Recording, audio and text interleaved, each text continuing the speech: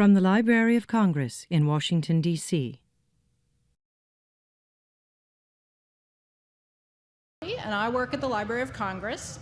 Unlike many of my colleagues who deal with physical items such as books, newspapers, maps, and photographs, I spend my days with born digital content, preserving websites, of all things, in the library's digital preservation program.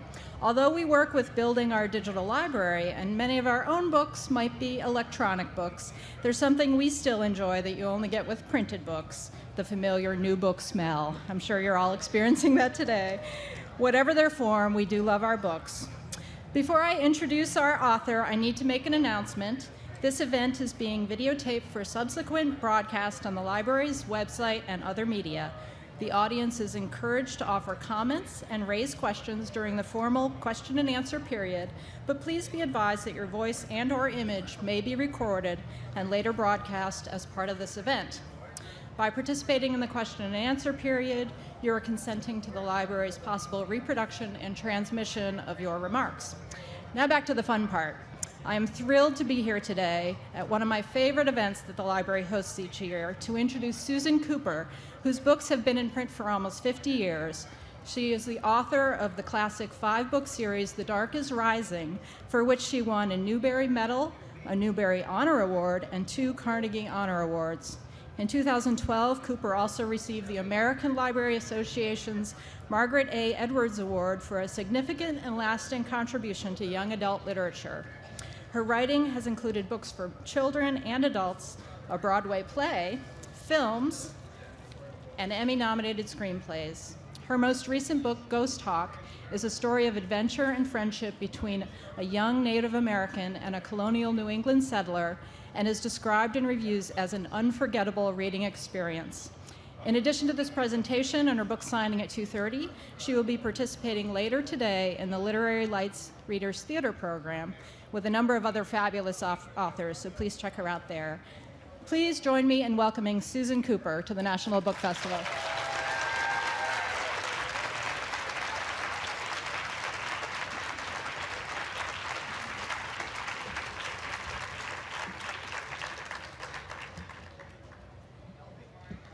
I really have been writing books for more than 50 years. It's a heck of a long time. It seems to me that most of them have 2 things in common. And the first of those is a very strong sense of place. I can remember the instant I had the idea for the very first book I ever wrote back in the 1960s. It was called Mandrake. I was sitting in a train in England, looking out at a very English landscape of fields and trees and sky, and had the idea for a book which was a futuristic fantasy in which most of the human beings who were despoiling the earth were wiped out by the earth itself. It was a kind of a Gaia book. But it was that peaceful, powerful landscape that sparked the idea. Of course, since it was written in the 60s, my sense of timing was a bit off because I made Armageddon come in 1980. After that, I wrote the first book in the Dark is Rising sequence, though I didn't know it was that then. And I moved to the United States. And 10 years later, I wrote the last 4. They were all place-driven to a very large extent, infused with my powerful homesickness for Britain. For the Buckinghamshire in which I grew up, for Cornwall, where my brother and I used to spend holidays, and for our magical family village where my grandmother was born, called Aberdyfi in Wales. The actual book, The Dark is Rising, especially, is every inch of it is where I used to ride my bike when I was a kid. The manor house is indeed the local manor house, and the house in which Will Stanton's family lives was in fact the local vicarage, where the vicar's wife tutored me in Latin, at which I was quite terrible. I needed the Latin to be allowed to study English at the University of Oxford. And when I got there, I found that the English syllabus had been cut off at the year 1832 by two of our lecturers, with the result that we all studied an enormous amount of early stuff: Beowulf, Spencer, Middle English, Mallory. All those things led to the fact that, as a friend of mine said, they taught us to believe in dragons. And the name of the two lecturers, of course, the names were J.R.R. Tolkien and C.S. Lewis. You might have known. Place. I wrote two books about a boggart, a shape-shifting character from the folklore of the north of England and Scotland. I had been driving up in Scotland with my best friend Zoe. We were driving through the highlands of Scotland looking for traces of her ancestors, names, of course, mostly. And one day we were driving down the west coast of Argyllshire, and we turned a corner, and there, out on the loch, was an amazing little square castle on a tiny island. There's a great picture of it at my website. And Zoe said to me afterwards, "You were very quiet when you saw that castle. You didn't say anything for ages afterwards." And in fact, my imagination was busy saying to me, "That's where the boggart lives." It was Place that made me write a book called Green Boy, which is set in a beautiful deserted island in the Bahamas called Mariah Key. Place, if a ship can be a place, that was what made me write a book called Victory, which is a mixture of time travel and present day. And the seed for a book called King of Shadows, I now realize, was another man's passion for place. Because when I was a very young reporter in London, I interviewed an American actor called Sam Wanamaker, who was absolutely obsessed with raising money to rebuild Shakespeare's Globe Theatre on a tiny piece of London. And he succeeded, God bless him. Besides Place, there's one other thing that's always nudged my books into existence. Very often they're permeated with a sense of good and evil, the light and the dark. This is the basic stuff of myth, of course, which we inhaled at Oxford from that extraordinary reading list. It bubbles away in what old Tolkien called the cauldron of story, into which all writers dip to find their stories. But also, I'm old enough to have been a child in World War II. We spent a lot of time running to the air raid shelter because people were dropping bombs on our heads. We would walk to school with our school bag on one shoulder and a gas mask on the other in case one of the bombs had poison gas in it. If we were caught hearing the up and down wail of the air raid siren while we were on the way to school, we were supposed to dive into the ditch next to the road, which we didn't always do. Most of the raids came at night, and so my brother and I would lie in our bunks in the air raid shelter which was a kind of little cave dug into the back lawn. And our mother would read to us by candlelight.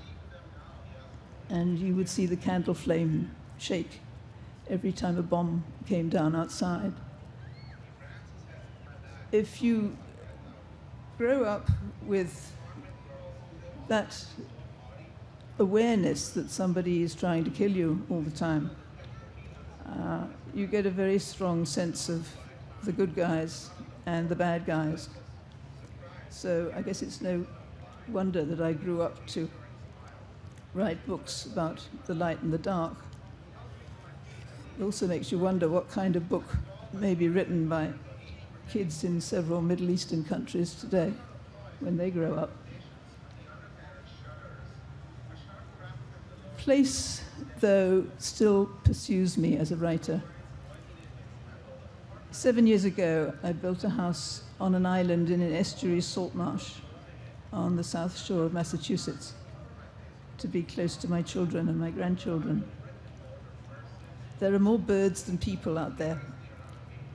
The salt marsh is all around me, green in spring and golden in fall. And at high tide, the sea is all around instead. This place bewitched my imagination very fast, and I think it always will. It's a marvelous place to live, lonely, beautiful, in storms a little dangerous, but always magical. And it has clearly looked very much the same ever since the last ice age. So I went to the library and looked up its more recent history. I found that 400 years ago, the land was deeded to an Englishman by the Plymouth Colony Court in that arrogant way the English had, carving up the continent the moment they set foot on it. And the man I saw was a cooper by trade. And on one old map, the island was actually described as Cooper's Island. So for about 10 seconds, I thought, wow, it's my island. It was meant. But only for 10 seconds. That little island doesn't belong to this Cooper. And it didn't belong to the first one either. We are newcomers. Back then, when he arrived, Native Americans, American Indians, had been hunting over that land for thousands of years. It was their home. And by all accounts, in spite of tribal rivalries over territory, American Indians didn't feel that the land belonged to them or to anybody. It wasn't a thing to be owned. They lived on it and with it. Maybe they talked to it. Maybe it was now talking to me. I thought about its more recent history.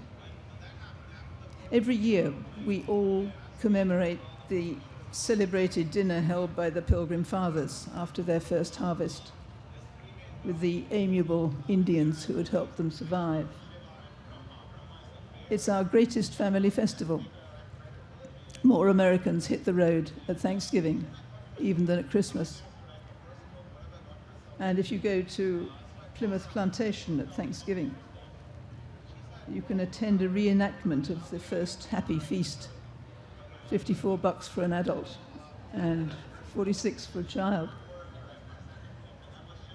But the battle that was the next major event in New England has no reenactment, and nobody celebrates its memory. Within 60 years of that famous first Thanksgiving, the settlers and the Indians were all killing one another in a bitter, bloody conflict known as King Philip's War. About 600 settlers died, and more than 3,000 American Indians. Everything had changed. How could that possibly have happened? I sat on my peaceful island in the estuary salt marsh where the Indians had hunted for so long. And that question wouldn't let me alone. So I began haunting the libraries again and reading everything I could find about this place then and about the people who were here. I read all the contemporary sources, dozens and dozens of books and scholarly papers, all the research familiar to historians, except that I wasn't going to write history. I am a storyteller. I make things up.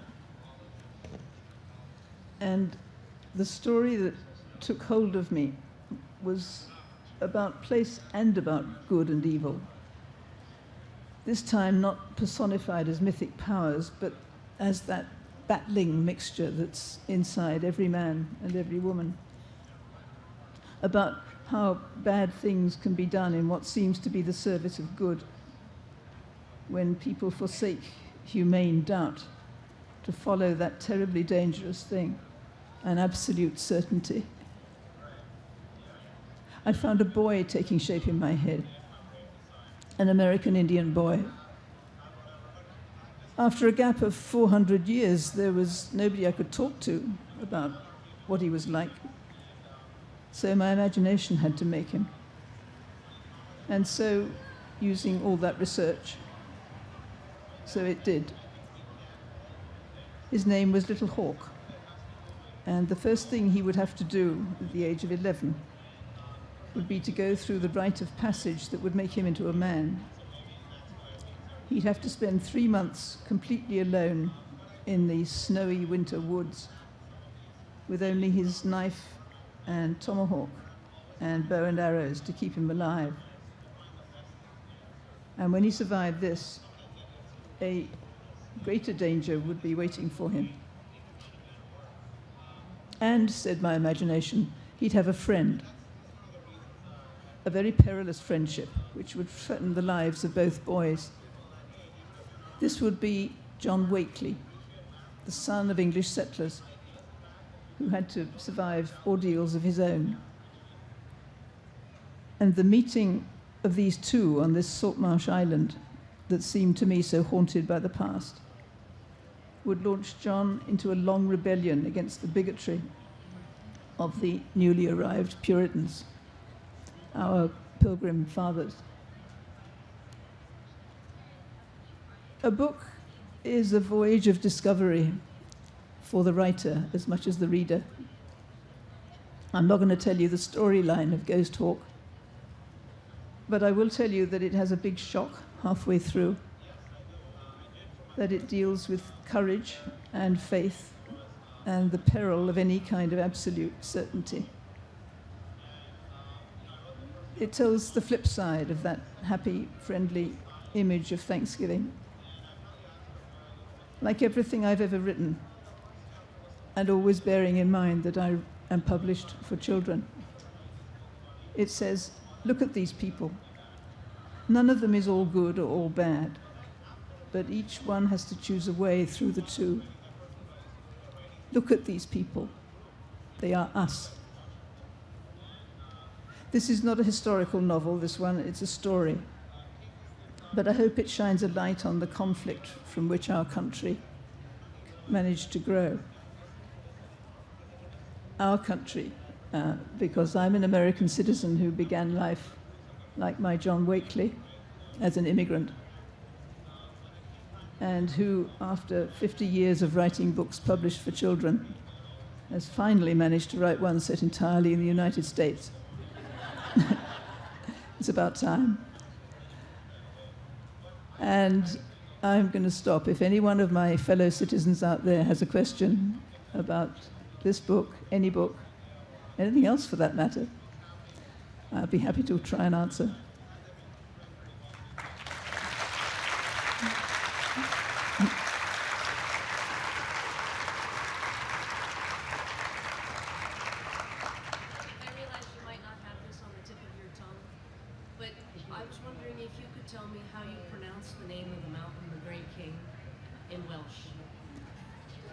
Pronounce the Great King. The Great King, the Brennan Thwyd. Could you say it three more times? The Brennan Thwyd. There's a double L in Welsh, which is not pronounced the way we pronounce double L. You have to put your tongue behind your front teeth and blow around the sides of it, so it comes out Thwyd. Thank you. You're welcome.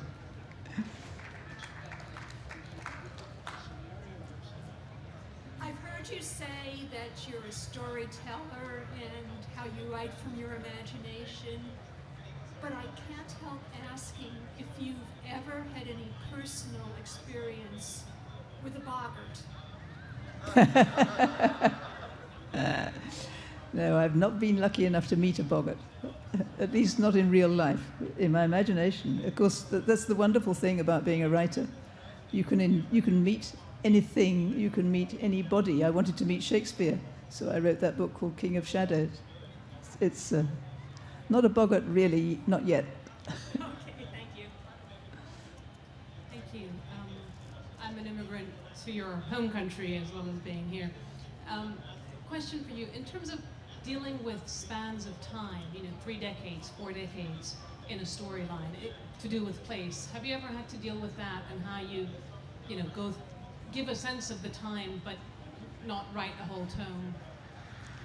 You see what I mean? The Dark is Rising books danced about in time, so I had to do a lot of checking on the on history. While I was writing this book, Ghost Hawk, it was, when you are published for kids, you absolutely must get historical things right. Not just because the teachers would be mad at you, because some very bright kid from the middle of the country is going to write and say, on page 34, you said. This became so arduous that I said to my editor, don't ever let me do this again. But everything I write is full of a sense of things that don't basically change, that go on. I'm not really answering your question, am I? I'm getting a sense of it. It's the question of how do you want to write about a place, but it's also a story that spans a period of time, but you don't want to give people a history lesson. I mean, Yeah. So just like how do you? It must be a big challenge because obviously you're also sort of, or maybe my question doesn't make sense. Well, you have the art, I suppose, of jumping about in time is to get it right in your own head, so that you are not deliberately giving details that say, "Look, I looked this up. I'm getting it right." It has to feel right. You have to feel like that person hundreds of years ago. Hi, I was wondering, what was your inspiration for your novel, C Word? What was the inspiration for the novel? Seaward is probably a book that most of you don't know. It's I wrote it. Some of you know. I wrote it after the Dark is Rising books, and everybody wanted it to be like the Dark is Rising books, and it wasn't. I don't know whether inspiration is the right word, but it came from an image of a girl sitting in an apple tree reading a book, which is what I used to do when I was a kid. It also was written in a year when my marriage broke up and both my parents died within 6 weeks of each other. So while I was writing it, it became a book about life and death and mystery in a way I didn't know when I began it. Hello. Hi. Aspiring writer. I have a question about research. You mentioned doing a lot of research, especially for your most recent book. But I'm sort of curious as to how much the research shapes the story. I mean, did you have the basic story in mind when you had research to supplement it, or did the story take shape as you started studying? Oh, they're two separate things. They are absolutely separate. I don't think the research shapes the story, at least not when I'm doing it. It's I did a lot of it before I had the story, just so that I had the background. It's a little like a watercolor wash that you put on the page before you do the painting.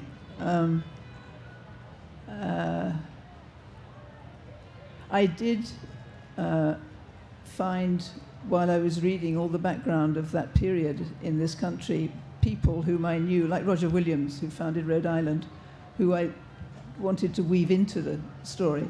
So to that extent, it had some effect. But I think it's your brain doing the research and your imagination writing the story. you know. Thank you very much. What is your favorite imaginary creature, and has any of yours made a story, changed it besides the Boggart? What is my favorite imaginary creature without inside the books or outside the books? Outside. My mother used to tell me that when I was small, I had imaginary friends, as so many kids do, and they were called Bibbly and Bobbly and the Ha-Ha Boys. 4 seems a bit excessive, but I guess they were imaginary creatures, but I couldn't now tell you what they looked like. I guess the Boggart is my favorite. You're welcome. Thank you. I was wondering if you could describe, do you have any techniques for getting into the point of view of Will or a child? You know, how to write from the point of view of a young boy, for example. You write, Maurice Sendak used to call it writing for your child's self. And I mean, we've all been children. It is not true that well, no, I'll start again. Those of us who manage to write books that seem true about children, for children, have managed to get back into what Maurice used to call your child's self, I think. I don't think there's any technique for doing it. I think you just... every writer tries to think himself back into whatever character he's writing about. When it's a child, you just have to rely on the instinct, I think, that is haunting the back of your head from when you were young. I'm not saying this very well. Thank you. Thank you. I just want to say you're like super an inspiration to me. How do you deal with writer's block? We all get it. I go for long walks usually. Okay, I'll remember that. Thank you. Hi, what made you decide to become a writer? I don't really know. I was a reader. I was the kind of kid who's curled up with a book all the time. I think it's a bit like being born left-handed or red-headed. You know, you're born in love with words. And if you are lucky, you find yourself doing it. But what I say to young writers always is the thing that will make you a really good writer is reading. Read, read, read. You will never have so much time again. The music of good prose will stay in your head and will subconsciously teach you how to write. And reading stories will give you a sense of the shape of story. No. Thank you. You're welcome. Hi. In your Dark is Rising series at the end, when the kids forget their adventures, was that a little bit bittersweet writing that ending? Because on one hand, it was, you know, a happy ending that everything worked out, but on the other hand, they couldn't remember what they'd done. Was it, you know, I mean, when we read it, it felt like it was bittersweet, happy and sad at the same time. Yeah, Is it like kids. that way for you? Yes, children attack me for that ending. No, it was a great ending. It's just that you were happy and sad at the same time, so it was such a powerful emotion to feel at the same time. When I got to the end of... I had written the last half page of the last book before I started writing the second book, The Dark is Rising, and I put it away and came back to it. In that half page, you don't have the forgetting. I think I felt mostly that it is absolutely not possible for those children to go on living a normal life with a total awareness of what they've been through, except at the back of their heads. I have to say that when I got to writing the end of the last book, I cried. Thank you. What is the favorite book that you've ever written? My favorite book that I've written, When people ask me that, I say it's a little bit like asking a mother with several children, which is her favorite kid. But the book that's actually called The Dark is Rising, because so much of it is where I grew up. I think it's my pet if I have one. Thank you. I read your Dark is Rising books when I was in the 5th grade, which seems like a long time ago. Your books were my Harry Potter. I, like I've heard you were, was a little disappointed with the Hollywood treatment of your book. That is the understatement of the century. I was trying to be nice. Is there any possibility that there might be another film attempt at them in the future? I'm very gun-shy at the moment. There is a BBC producer who wants to do The Boggart, and it makes little nudging noises about The Dark is Rising every so often. Maybe the BBC could get it right, who knows, but I'm not going to give them a chance yet.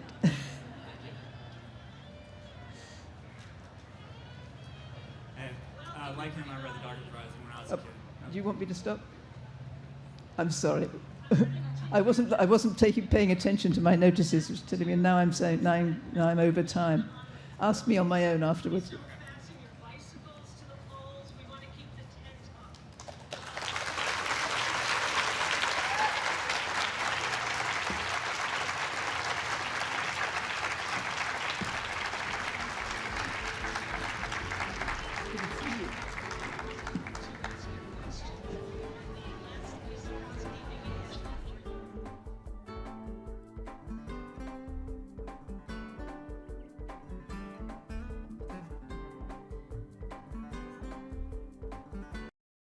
This has been a presentation of the Library of Congress.